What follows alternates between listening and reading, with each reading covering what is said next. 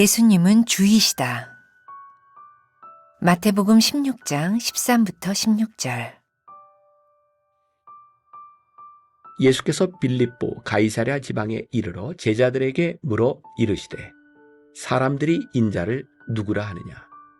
이르되 더러는 세례 요한, 더러는 엘리야, 어떤 이는 예레미야나 선지자 중에 하나라 하나이다. 이르시되 너희는 나를 누구라 하느냐. 시몬 베드로가 대답하여 이르되 주는 그리스도시요 살아계신 하나님의 아들이시니이다.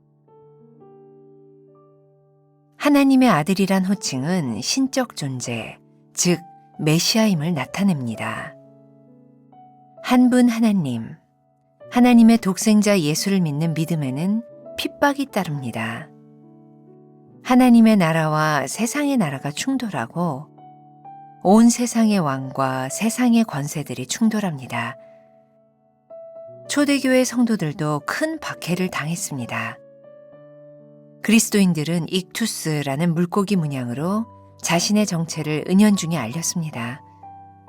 익투스는 예수 그리스도, 하나님의 아들, 구세주의 헬라어 앞글자를 딴 단어입니다. 그들은 예수 그리스도의 목숨을 걸었습니다. 그 이름에 담긴 놀라운 의미와 능력을 알았기 때문입니다.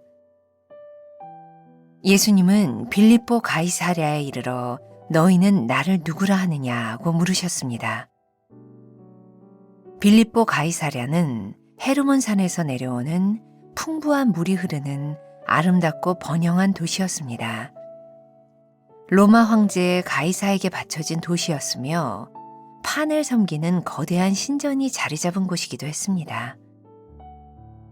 예수님은 권력과 물질, 화려한 우상 앞에서 너는 나를 누구라 하느냐고 물으십니다. 영적으로 충만한 주일 예배 시간에 물으신 것이 아닙니다. 세상의 가치와 성공과 부 앞에서 예수님을 실제 어떤 분으로 대하고 있는지를 묻고 계십니다. 찰스 콘스는 매우 흥미로운 말을 했습니다. 1세기에 만약 당신이 공공장소에서 예수는 하나님이시다를 외쳤다면 아무도 화를 내지 않았을 것이다. 그러나 만약 당신이 예수는 주시다라고 외쳤다면 이것은 폭동을 일으키는 일이다. 당시 주는 황제를 칭하는 호칭이었기 때문입니다. 예수님을 주로 부르는 것은 물질과 소유와 삶의 모든 주권이 주께 있음을 인정하는 것입니다. 예수님은 종교와 교회에 국한된 주님이 아닙니다. 예수님을 믿고 따르는 때는 일주일에 하루 예배 시간만이 아닙니다. 예수는 주라는 고백은 곧 나의 전 존재를 맡기고 언제 어디서나 그분의 방식대로 살아가는 것입니다. 성령의 인도하심에 따라 예수로 보고 듣고 선택하는 사람이 그리스도인입니다. 나는 예수님을 주님으로 고백합니까? 신앙과 삶, 모든 영역의 주님으로 고백합니까? 예수님과 그분의 말씀이 내 삶의 기준이며 방식입니까?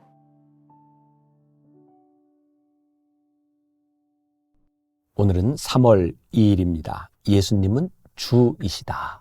이런 제목으로 말씀을 함께 나누어 보겠습니다. 자, 어제 여러분들에게 말씀을 드렸습니다. 3월 한 달 우리는 예수님과의 만남에 초점을 두고 있습니다.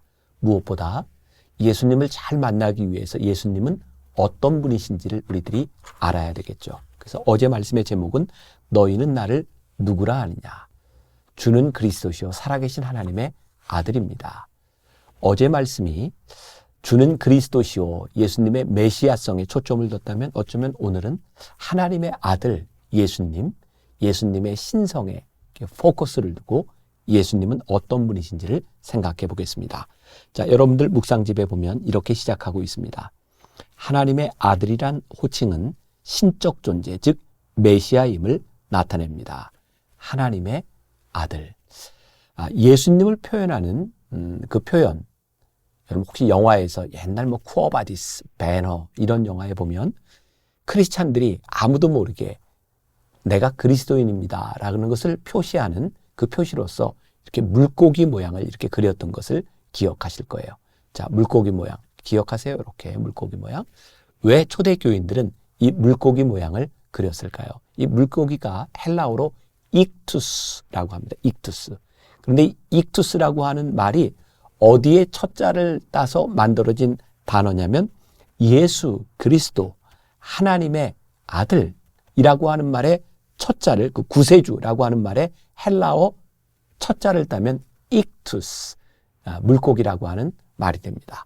저는 뭐 헬라어를 배운 사람이니까 하나하나 써서 설명할 수 있겠지만 여러분들이 이거 외우기 참 힘들어요. 그냥 익투스 물고기라고 하는 단어가 익투스고 요 말은 첫자 예수 그리스도 하나님의 아들 메시아라고 하는 말에 첫자를 따서 만든 것이다. 이 정도 기억하면 좋을 것 같아요. 이렇게 예수 익투스라고 하는 이 그림을 그리면서 우리는 그리스도인입니다 라고 고백을 했어요.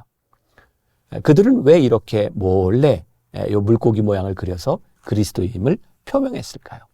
당시 예수를 믿는 데는 많은 핍박이 있었어요. 예수님의 이름을 내가 고백한다고 하는 것은 이 땅 위에 살아가면서 내가 핍박을 받는다라고 하는 의미였어요. 저는 예수님의 의미를 예수님을 주시다라고 하는 의미를 여러 가지로 설명할 수 있겠지만 가장 명백하게 우리들에게 표현해 주는 것이 있다. 그것은 예수님의 이름 때문에 우리들이 이 세상에서 필연적으로 핍박받는 것. 그것이 당연하다. 만일 우리가 예수님을 주로 고백하는데 이 세상에서 어떤 트러블도 없고 우리들이 어떤 핍박도 경험하지 않는다면 사실은 우리들이 예수님을 주라고 고백하지 않고 살아간다 라고 해도 맞을 것 같아요. 첫 번째 여러분들에게 던지는 도전입니다.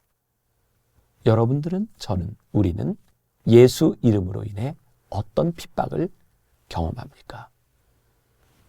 자, 이름의 의미였다면 두 번째 문단은 예수님은 빌립보 가이사랴에 이르러 너희는 나를 누구라 하느냐 물으셨습니다. 이 빌립보 가이사, 이 장소에 대한 의미를 우리들이 생각하는 것도 아주 중요할 것 같아요. 이 빌립보 가이사랴, 이 빌립보 지역, 이 가이사랴라고 하는 이름이 붙어 있어요. 왜일까요? 그 도시는 당시 황제였던 가이사랴에게 헌정한 도시였어요. 그러니까 이 도시 자체가 가이사랴의 것입니다. 즉 가이사랴가 주입니다 라는 것을 고백했던 도시죠.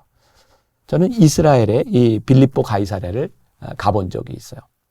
이스라엘에서 좀처럼 보기 힘든 굉장히 맑은 물이 쏟아지는 지역입니다. 저 헐몬산에서부터 내려오는 물이 쫙 흘러가죠. 얼마나 살기 좋은 지역이겠습니까? 그런데 그 물 위로 이렇게 조금 걸어 올라가면 거기에 흔히 말하는 판테온, 여러 신전들이 있어요. 판이라고 하는 말은 어떤 다신, 여러 신들이라고 하는 의미를 가지고 있죠. 자연적으로도 너무 풍성하고 경제적으로도 너무 풍성하고 여러 신들이 있는 그 도시 한복판에서 예수님께서 제자들에게 물으셨어요. 너희는 나를 누구라 하느냐? 여러분들 묵상집에도 나와 있지만 예수님께서는 오늘 우리들에게 충만한 예배 시간에 너희는 나를 누구라 하느냐라고 물으신 것이 아니라 이 세상 한가운데서 세상의 성공과 정욕과 풍성함이 있는 그 한가운데서 우리들에게 물으시는 거예요. 너희는 나를 누구라 하느냐? 바로 빌립보 가이사랴에서 베드로는 고백했어요. 예수님은 나의 주님이십니다. 오늘 우리들에게 묻는 이 물음은 예배를 드리고 있는 우리들에게 묻는 것이 아니라 여러분들의 삶의 한 복판에서 예수님께서 우리들에게 물으시는 거예요. 너희는 나를 누구라 하느냐? 우리는 우리들의 삶의 한가운데서 대답할 수 있어야 하는 거죠. 예수님은 주님이십니다. 바로 이 고백 위에서 우리의 신앙이 세워지는 거예요. 자, 여러분들 묵상집에 나와 있지만 굉장히 멋진 표현입니다. 세 번째 문단에 찰스 콜스는 매우 흥미로운 말을 했습니다. 자, 1세기에 만약 당신이 공공장소에서 예수는 하나님이시다라고 외쳤다면 아무도 화를 내지 않았을 것입니다. 그러나 만약 당신이 예수는 주시다라고 외쳤다면 이것은 폭동을 일으키는 일입니다. 이게 무슨 말이에요?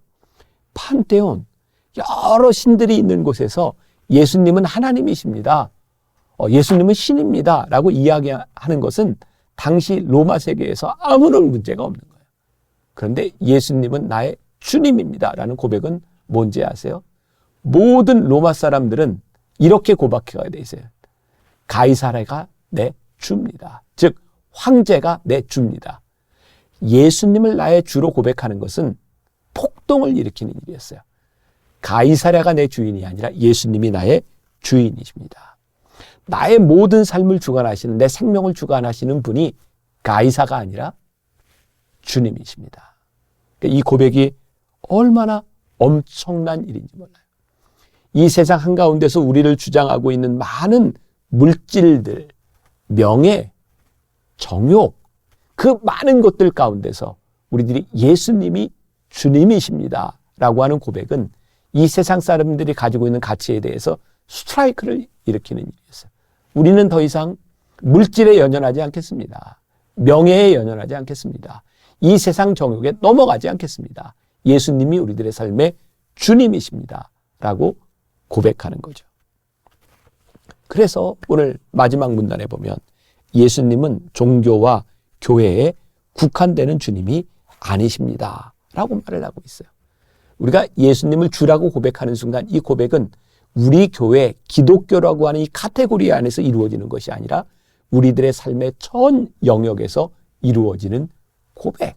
그것이 예수님은 주이십니다 라고 하는 고백이에요. 3월 한 달 우리는 예수님과의 만남을 우리들이 추구합니다. 예수님은 우리들의 삶의 주님이십니다. 자, 오스왈드 챔버스의 책 주의 형상을 본바다에 보면 이 의미를 이렇게 설명하고 있어요. 제가 좀 읽어드리겠습니다. 여러분 마음에 좀 새기세요. 주님께 당신의 마음의 보좌를 드려라. 그러면 주께서 당신을 통해 주님 자신을 드러내신다. 그럴 때 당신을 통해 다른 사람들은 주님을 인식하게 된다. 인간들은 서로를 너무나 잘 알고 있기 때문에 선이 드러날 때 절대로 착각하지 않는다. 그들이 우리를 통해 나타나는 어떤 특징을 볼 때 그들은 그러한 특징이 우리 안에 내재하시는 예수님으로부터 온 것임을 알게 된다. 그것은 인간의 고상함과 다르다. 오직 예수 그리스도와 똑같이 닮은 특징이다. 따라서 우리를 통해 나타나는 선함은 주님의 친절이요, 주님의 인내이며 주님의 순결이다. 결코 사람의 것이 아니다. 경건이란 다름 아닌 우리의 인간적인 속성이 뒤로 물러나고 예수 그리스도의 새로운 성향이 그 자리를 대신하는 것이다. 굉장히 중요한 말이죠. 예수님은 나의 주님이십니다. 내 마음의 보좌를 주님께 드리기 시작할 때 나를 통해서 나타나는 것이 뭐예요? 주님이 나타나는 거예요. 주님의 인격이 나타나는 거예요. 그래서 세상 사람들이 우리를 바라보며 주님을 보게 되는 거죠. 우리들이 선한 일을 행한다라고 하는 이 세상의 선함과 주님께 내 마음 보좌를 내어드림으로 나오는 선함은 다른 것이다. 오늘 여러분들의 일상 한가운데서 예수님은 주님이십니다 라고 고백하는 것 때문에 여러분들이 말을 하고 예수님은 나의 주님이십니다 라는 고백 때문에 여러분들의 인생의 중요한 결정들이 이루어질 때 사람들은 우리를 통해 주님을 보게 되어 있어요. 주님의 인격을 보고 주님이 어떤 분이신지를 보게 되어 있어요. 예수님은 주님이십니다 라는 이 고백이 혁명적인 고백이 되었던 것처럼 오늘 여러분들의 삶에 예수님이 주님이시기 때문에 일어나는 혁명적인 일을 기대하며 하루를 승리할 수 있기를 간절히 소원합니다. 기도하겠습니다. 예수님은 나의 삶의 주님이십니다. 내 마음 보좌에 주님이 좌정하고 계십니다. 그 주님으로 인하여 내 삶의 결정이 이루어지고 내 입술에 말이 터지고 내 삶의 행동이 이루어질 때에 주님의 인격과 주님이 드러나게 될 줄 믿습니다. 오늘 그렇게 예수님을 주로 고백하는 삶을 살게 하여 주옵소서. 예수님의 이름으로 기도했습니다. 아멘.